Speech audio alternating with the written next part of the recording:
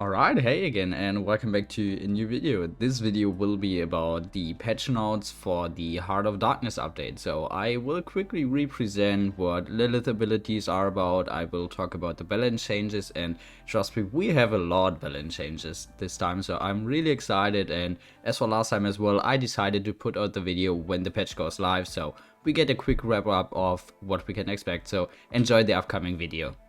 Alright, I love to talk about balance changes, I don't know, I'm most excited about balance changes, but I guess everybody else is probably most excited about the new champion. So let's start with the new champion. Let's start with Lilith. Let's talk about her abilities, her kit, and let's just talk about her champion or what she can bring to the game. So let's start with Lilith. Lilith is going to be a support champion, and what makes her really unique is her ability usage, or how her ability affects her HP, because she has a split HP bar. She has 750 normal HP like everybody else has in the game, and besides that she has 2500 blood HP. So therefore it is important to know that whenever you want to use an ability, you have to sacrifice your blood HP. So when you use an ability, your HP bar goes down, which is really interesting to me, makes her really unique, because you can be a good or a decent Lilith depending on how good you are about using your abilities, sacrificing your HP. So that's really interesting about her. Her primary fire is called Heart of Crimson, and she shoots out a charge bolt of her blood from her mysterious cube, has a maximum of 4 ammo and deals 625 damage per shot. After PTS she got some buffs, so she now shoots a little bit quicker and her projectile size is slightly increased. One thing I find really interesting is that you either can choose your kit to heal your allies or damage your enemies. So your alt fire is called Blood Hex, and this is basically similar to Janus or Corvus Mark. So you gain the ability to mark an enemy or an ally, which is interesting. So you can see healing or damaging with one ability, and this is basically you are only able to mark one enemy or ally at a time. So whenever you decide to heal another ally, the mark will go off the first ally, but this mark basically stays on for 10 seconds, so a long time where you actually heal your allies or damage the enemy, and this healing or damage will be dealt percentage wise. So that's why it is hard to actually name numbers how much you heal, because it's a percentage heal you deal. And which is also important to know is that you will also heal yourself when using this ability. So remembering sacrificing your blood HP but healing your other HP when using this ability. Your movement ability is called Death Wings, and this is similar to Octavia, I would say. So you leap yourself into the air, but you have more air control, and you can also reactivate your ability to slam into the ground and actually deal a little bit of damage to close enemies. Your next ability is called Swarm, and this is again similar to another ability we have in the game. It is more or less similar to Moldama God, so you either deal damage to enemies or you heal your allies. And which is a little bit more unique or interesting is actually that you have different channeling stages of using this ability. So the longer you hold your ability key down, the more impactful the ability will be. So the more damage or the more heal you will do when using this ability. Also important to know is that whenever you use your Q ability, so your Swarm, on a marked ally, you will reduce the blood cost. So always try, if possible, to use your Swarm on a marked ally to make sure you don't have to sacrifice that much of your own HP.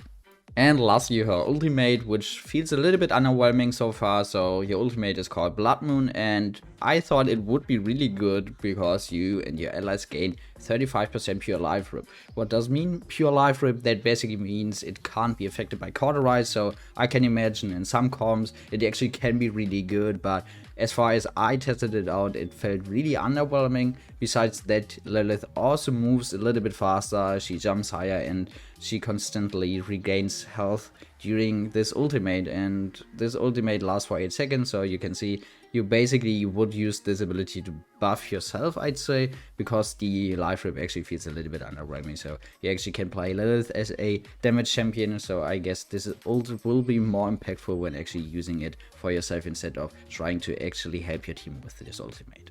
Before talking about her legendaries, I quickly want to go over her PDS changes. So they decided to lower the ult charge you gain when healing, so you probably just got too many ults, so they decided to nerf it a little bit. I already talked about her primary changes, then let's talk about her blood hacks. They increased the cooldown from 2.5 seconds to 4 seconds. They also decreased the percentage of current health done as a damage to enemies per tick, so decrease it from 2% to 1.75%. They also increased the maximum healing per tick for marked allies from 550 to 600. So remember I said it's percentage wise, but it was limited to 550, now it's limited to 600 max per tick. And they also reduced the range from 100 units to 85 units. Her swarm ability, so the ability being similar to Maldamagord, is a little bit changed. So they increased the range from 65 units to 85 units. They also increased the duration from 3.75 to 4.25 seconds, but they nerfed the healing numbers overall. So the healing numbers for all healing stages are nerfed. They used to be 90, 125 and 180 for the 3 stages. Now it's 75, 105 and 160. So I guess that's okay. They try to increase the time, so you have to heal longer over time, but the heal is a little bit nerfed. Besides that, they also increased the blood cost, so instead of 750 you now have to sacrifice 825 blood HP.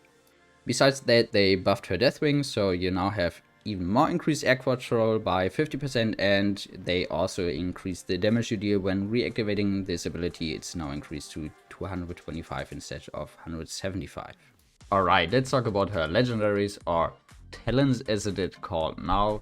Her first talent is called Curse Accord, and decreased damage output across all of her damaging abilities in hand by 25%, while decreasing her blood cost on all abilities by 35% and increasing her healing output by 50% to allies and herself. So as you can see, this is mainly for main support. I'd say you decrease the damage you do, which is fine, because as main support you want to focus on healing more or less, but therefore they also reduce the blood cost, so you're more tanky, you are not that vulnerable to using your own ability, so it's easier for you to keep your team healed, and you will also increase the healing you do.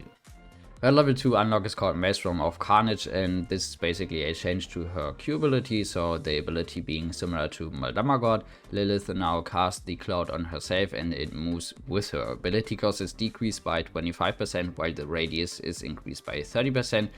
I don't know, for me it didn't look that good, because it is also more risky. You tend to be closer to your allies or to your enemies because you actually want to get out the damage or healing, so you are not able to actually, I don't know, activate it over range. So I'm not sure. I think it's definitely nice to have decreased cost and increased radius, but I don't know. I have to play it a little bit more to actually get an idea how good this legendary actually is. And her last unlock is called Murderous Intent. Your projectiles pierce enemies but are a little bit smaller, so now it's going through all enemies you're shooting at, but smaller. I think that's obvious. I don't know how good this is. It seems interesting, but I think this is more for a damage Lilith instead of a support Lilith playstyle.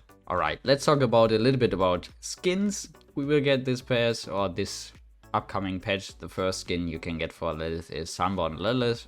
This is limited, so you can get it or unlock it through the season pass. Once the season pass is over, you can't get the skin anymore.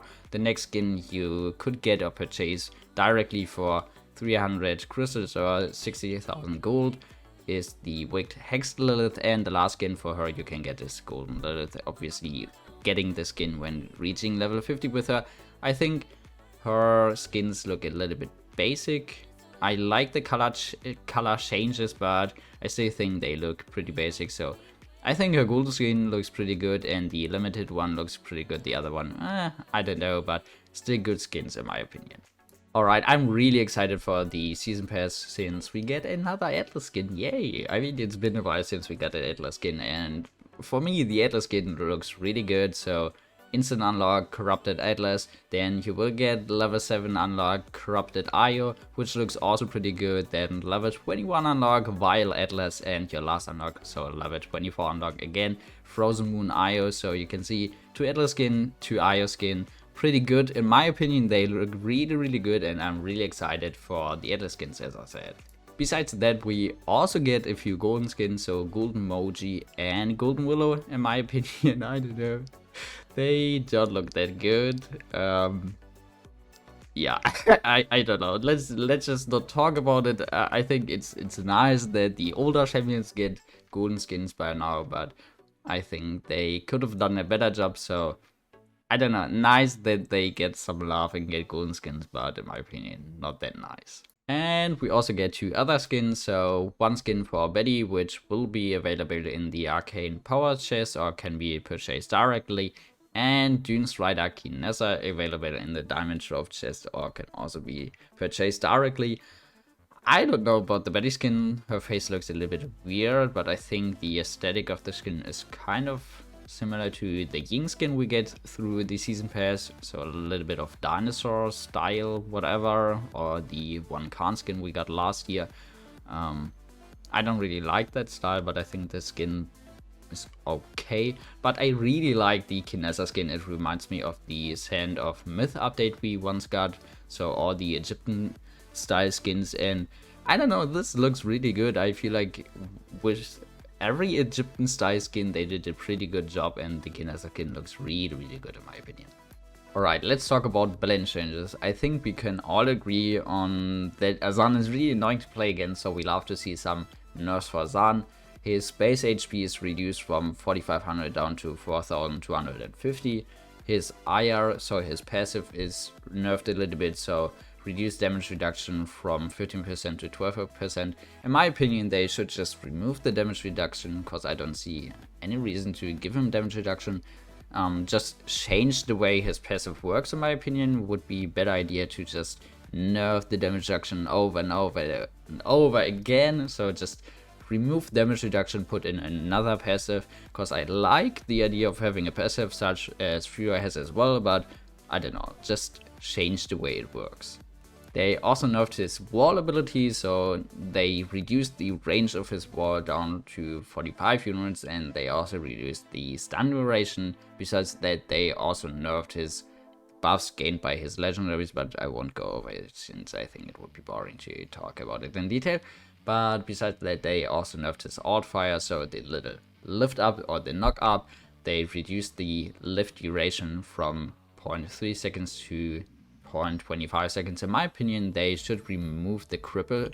So I think it's not in the description that it actually cripples or prevents enemies from using movement abilities or interrupts movement abilities, but I think this is really painful to play against. So imagine as an Ashe, you want to charge up your movement ability and Azan just says no, you stay here. It's really frustrating. It's similar to Bouncer's Bug, but I don't know, it's different since Bouncer's Bug is a legendary and it's not a ability being in his base kit. So I would love to see that removed as well.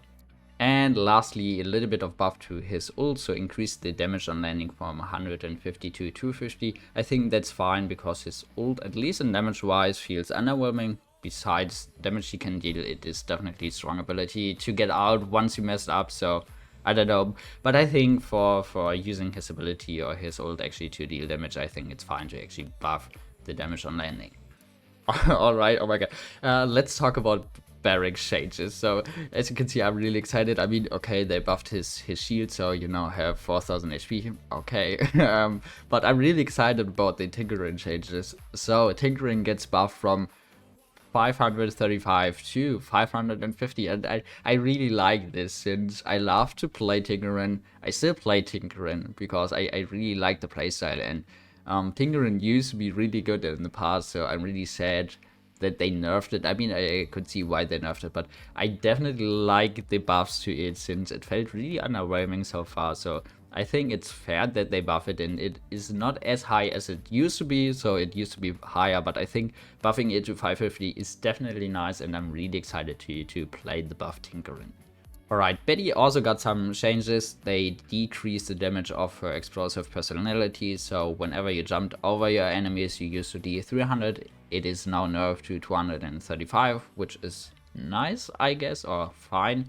But I think the more impactful changes are to her ultimate. You now are able to one-shot certain enemies, so like Vato E Tellus, for example, because your damage is now buffed from 1700 to 1900. Besides that, you now get locked in place when activating your ult, which is nice because this is similar to Drogo's ult. So you're now able to stay in air when activating your ult, which feels way better, I think, than just dropping down. Besides that, her Gadabounce talent got buffed, so instead of having 6 seconds cooldown reduction, you now have 5 seconds cooldown reduction, so I can also see why they nerfed the damage of her movement ability. And she got some interesting card changes to Labor of Genius. You now gain movement reload speed when hitting your grenade launcher, which is interesting because Betty needs a lot of time to reload, so you usually win Death 10s with Betty, but having that reload speed in your base kit or in your loadout is now really interesting to see how it affects her.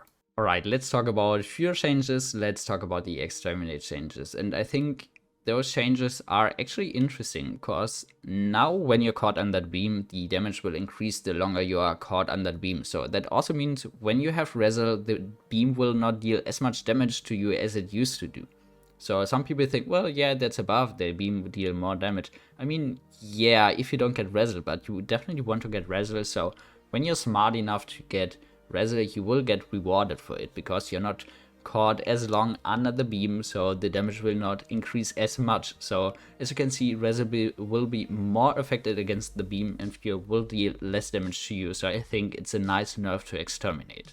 And Fury also got some interesting card changes, so let's talk about Devout Dexterity. Instead of generating only 1 ammo after earning in a limb, you will now generate or regenerate 1 ammo every 0.5 seconds over 1.5 seconds after earning in a limb. So as you can see, you will now get 3 ammo over the time of 1.5 seconds on level 1, so it's a slight buff to this card.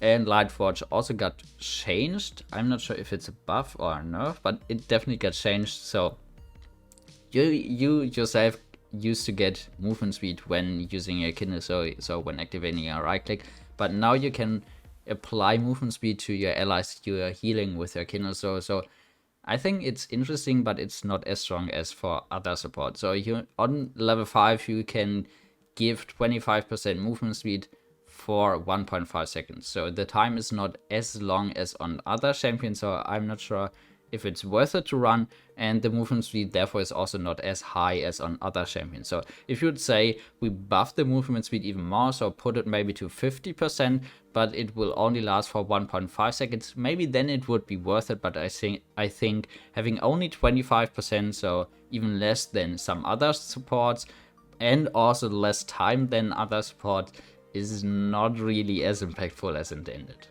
Croc got also some nice buffs, I'd say, so some buffs to his totemic ward. Now it also increases the radius of healing totem by 25% besides, or the other buffs he gets when playing totemic ward. I think that's fine. I personally wish they would buff Spirit's Domain, so increase the healing you do, put it back to 900.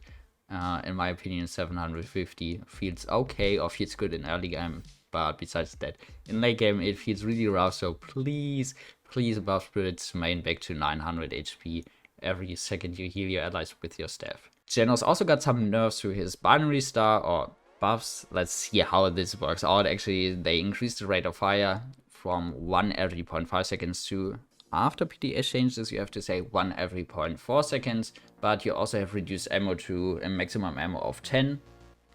I think, okay, they try to buff binary star, but also keep it in place to other damage legendary talents, I'd say, or not have it as annoying, as frustrating to play against. And the card nerf being really impactful, I think, is Penumbra, so reduce the lifesteal percentage from 7% to 5%. I've never understood why they haven't changed it or haven't nerfed it before. They nerfed all lifesteal cards, they nerfed all healing cards overall when they nerfed Cauterize 2 years ago. But haven't changed this card, so I think it's really necessary, or it's okay, it's definitely good to nerf this card finally. Besides that, they changed the way of Lauren's configuration, so instead of increasing your ammo by 2, just the number 2, you now increase your ammo by 10%. I think this is a smart idea actually to get more ammo when you're not playing binary star, because you overall have more ammo, so you have 30 ammo when not playing binary star, so you would gain 10% more, so 3 ammo per level. but when playing Binary Star and getting 10%, you only get 1 ammo more when having this card on level 1. So when getting 10%, I think this is a smart way to actually, I don't know, put it more in line, actually make it able to use increased ammo, but also don't be too strong, because if you would have the old value, you would gain 2 ammo on level 1 when playing Binary Star. So instead of 10, you would gain, or you would have 12 ammo overall. But when using the new value of the card, instead of 10, you now have 11. I think this is actually a smart idea to, I don't know, buff or change this card. Besides that, Generous got also some nice buffs to his Astral Mark, so increase the initial healing done from 300 to 330, and increase the healing every 1 second from 200 to 220. So I think that's a nice buff. I think he didn't feel that weak, but I think I definitely love the changes to see a little bit more of Generous, since most people blame you for picking Generous, as far as I can tell, or as far as I experienced it, because they think Generous is not good right now. But in my opinion, Generous is actually one of the stronger supports in the current meta, because of the healing he does. I think it sounds weird, but it's definitely the case in my opinion. And I like the changes, I like the buffs, so hopefully we see a little bit more of Generous plays. Khan also got some buffs to his shield, so they increased the general HP of his shield from 4250 to 4400. I think that's fine, because they also got, or they also buffed Wrecker in the past, and yeah, I don't know, maybe a little bit of buff, cause Khan also feels a little bit underwhelming. They also changed Lian's shield, so now also increases the base recharge rate of your shield by 20% for a total of 120 of non-talented base. Yeah, I think Lian's shield is not worth it to run it. Just, I don't know, rework the legendary. It's a bad legendary, it's not worth it in my opinion, but okay, some buffs to his shield, I think. Okay, let's see how it works out. I think he needs other buffs, but we will see how this affects Khan. We all can agree that Eagle Eye Nessa, or the changed Eagle Eye Nessa, felt awful. I don't know, needing less time to charge up your shot, but dealing less damage. Felt definitely underwhelming, felt definitely awful to play, so they changed it so that you now can have 2 additional pressure mines out at a time, and you throw out 2 mines per use of the ability instead of 1. With the correct loadout, with the right loadout, this felt really frustrating to play against, so that's why they also changed this legendary after PDS a little bit, so oppressor mines with this talent now have a maximum lifetime of 6 seconds, so it hopefully does not feel as frustrating to play against. But I think it's a nice way to get more value out of her mines if it's changed in the proper way. So if it's not as annoying to play against, then it's nice to see this legendary, I think. Aidama got also some nice buffs, so the value of Eerie Presence is now put in your base kit, so whenever you miss your heal, your right click, you will now get back 1.75 seconds of your missed, or of your cooldown, which is pretty good. And Eerie Presence got also changed to now generate 0.25% ult charge every 1 second for 1 second after hitting an ally with Manning Sprint. So this sounds really weird, I don't know. So let's just call it, when you use this card on level 4, you get 1% ult charge for using your right click, your Mending Sprint. So I think, I'm not sure if I would use this card. I think I did a video on it, but I don't know if I would use it, but it's definitely a strong buff to his general Mending Sprints that you now get cooldown reduction when you miss your heal, so you now can put more points into other cards. So definitely a nice buff to Maldamba. I definitely love the deck changes, so developer commentary, the time had finally come, Nico. So Pip now general buff to Pip's head hitbox, reduced head hitbox size by approximately 50%. Come on, Pip's head hitbox was so huge, it was so frustrating playing against any hit scan being able to deal headshots, so I think definitely nice to reduce the size of his head hitbox. Sadi also got some changes, so they decreased the damage he deals from 550 to 530. I think that's fine since her weapon felt really strong. They also nerfed her pip, so instead of 2.5 seconds, you now need 2.65 seconds to recharge 1 pip, so 1 passive. And they also increased the range of your blastback ability from 45 units to 55 units. I think that's fine, we have to see how it works out. She definitely wasn't as annoying as she used to be, but I think the most annoying part about her is her invisibility. Change or nerf her invisibility to put her more in line with other DPS champions or with other champions overall. Okay, this is going to be a huge one, but so it's got a lot of changes. So let's see how the changes work. Let's talk about her Soul. So increased cooldown from 6 seconds to 7 seconds, increased damage from 80 to 90, increased healing received from 8% to 12%. So far so good. They changed her ultimate, so you now can reactivate this ability to detonate it in mid-air, and I think this is a huge buff. So usually this ability would get countered by shields, but now you're able to throw your ultimate over shields and detonate it above the shields, or pull them up, and your team is able to still deal damage to the enemy, which is pretty nice. But let's talk about her agony changes. I think those changes are actually pretty strong. Okay, let's talk about the more impactful changes, or the really strong changes. Agony is now put into base kit. So remember, old Agony used to stun enemies when they had like 4 charges and you detonated their charges, or those charges. This effect is now put into base kit, which is pretty strong. It's a pretty nice buff, I'd say. Agony is now changed to, for each stack of soul orb detonated by Ren's soul, your next resource roll ignores 5% of anti-healing, excluding Willow's dead zone, and up to 25%, so 5 stacks for up to 8 seconds. I think this is actually interesting to get another ability besides Rejuvenate to reduce the amount of cauterize. We definitely have to see how it works out, how it affects general support playstyle. I think, I don't know, but I'd like to see those effects for other supports as well, since it helps you as a support to reduce the amount of cauterize, so it is not as frustrating for you to try to heal your allies, and your allies don't need to buy Rejuvenate, so you don't rely on your allies to be more impactful. But Agony changes, or the Agony changes, also got a little bit changed after PTS, so let's talk about the PTS changes for Agony. The decreased cauterize value is also buffed from 8 seconds to 10 seconds, so you now decrease the amount of cauterize for 10 seconds, which is good. Soul Collector is nerfed a little bit. They reduced the maximum stacks from 15 to 12. I haven't seen this one actually, first time I read it, but that's actually interesting. I mean, Soul Collector is definitely strong, and I can see it since Agony effect is now, like the sun is now in base kit, I can see it. Interesting. Let's see how this works out. Ren's soul is now reduced, or has now reduced duration of new base stun on 4 stacks instead of 1.5 seconds to 1 second. I think that's also needed, yeah, because you have a lot of stuns out, or you're able to stun a lot, so I think it's fine to nerf the amount of stun, or the duration of stun. And they changed the card, so Wickedness reduced the cooldown scaling from 0.4 seconds to 0.35 seconds. I think that's fine. I think that's the cooldown of your Q, so I think that's fine.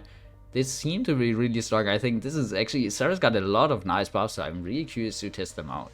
Okay, we're almost done, only 3 champions left, and it's not that long, I promise. So Strix got some nerfs. I don't even know why. In my opinion, he could need some buffs, but not too many buffs, or not too strong. But that's just my personal opinion. So his nerfs: increased stealth, resource consumption per second from 10 to 12. So I think it's because of Nocturnal, definitely was strong, but yeah, I don't know. Weird. Okay, Vato got also some buffs to his kunai, to his in-hand weapon, so increased the effective range from 75 to 90 units, so now you will get damage fall off at 90 units instead of 75 units, and increase the minimum damage done at maximum range from 50% to 65%. I think, yeah, that's fine. I don't even know why he has damage fall off overall, since he already has projectile speed, so it's already hard to hit damage over range with him, or to hit all kunais, or you probably won't even hit all kunais over range because they spread. So I don't even know why there used to be so much damage fall off, but I think that's fine to see some buffs to that, in my opinion. And lastly, some changes to Yagarath. Her HP is nerfed from 6,000 to 5,750. I think that's fine. And her ult got changed a little bit. So this ability now has a minimum range of 50. And this ability can no longer miss under normal circumstances. So this is actually similar to old Khan ult. So for the ones who play the game for longer than, I don't know, 2 years probably. I think it got changed 2.5 years ago or something. You still remember that Khan ult couldn't miss, you just had to press E. I think this is definitely, or this sounds similar to old Khan ult, which is interesting, I guess. I don't know if it was needed or it is needed. But I think, yeah, that's okay. And she also got some other changes after PDS, so side Beckett strength, her legendary got nerfed a little bit, now increases the cooldown of primal vision by 2 seconds, so when you decide to give a shield to yourself and your allies, you also have increased cooldown on that ability. And her ult got changed a little bit more, decreased time until target starts getting pulled from 1.5 seconds to 1.1 seconds, so start a little bit earlier to pull your enemy, increased base pull speed from 335 feet per second to 350 feet per second, so pull them a little bit faster. That also means decreased time after reaching Yagurath until you are eaten. Instead of 3 seconds, now only need 2.75 seconds. I don't even know if I like it or not, but I think it's fine. And increase base ultimate HP from 3,300 to 3,500. Yeah, I think that's okay. I think they overall they buffed Yago ult. We have to see how it works out, but they nerfed Yago, like Yago HP and Yago talent. I think that's fine. We have to see how it works out. Yeah. Alright, I think that's all. I think we made it. As I said, there were a lot of many changes, balance changes, so I definitely like most of the changes. Let me know what you think about them. And just let me know what you think about Lilith. Are you excited for her? What do you think about her unique mechanic of sacrificing her own HP? And just let me know about all the changes. What do you think? What do you think about the skins? And yeah, I don't know. Thanks for watching. Have a wonderful day, and always remember, don't forget, you guys are awesome.